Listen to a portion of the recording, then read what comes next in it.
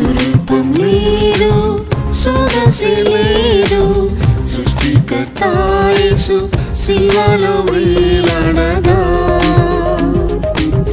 స్వరూపం లేదు, సొగసు లేదు, సృష్టికర్త యేసు శిలువలో వేలాడగా.